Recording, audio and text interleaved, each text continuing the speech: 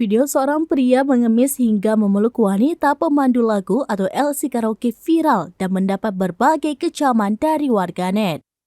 Kini terungkap sosok pengemis tersebut bernama Aris Munaji berusia 40 tahun. Belakangan terkuak sosok Aris Munaji ternyata bukan pengemis biasa. Kepala desa tempat dirinya tinggal mengungkapkan fakta sosok pengemis viral tersebut. Tidak hanya menghamburkan uang untuk hal tidak berguna, ternyata pengemis itu juga berpura-pura miskin. Aris ternyata berasal dari keluarga yang tergolong mampu.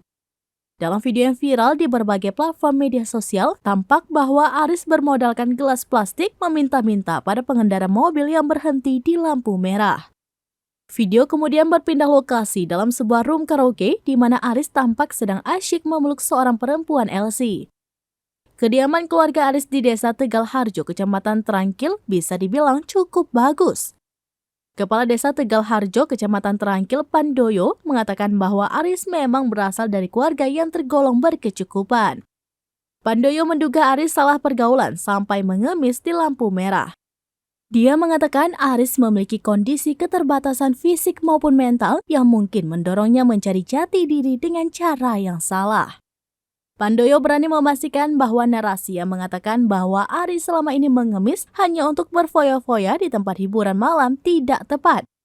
Aris sendiri mengaku kapok dan menyesal. Dia malu karena video dirinya tersebar di media sosial dan media massa.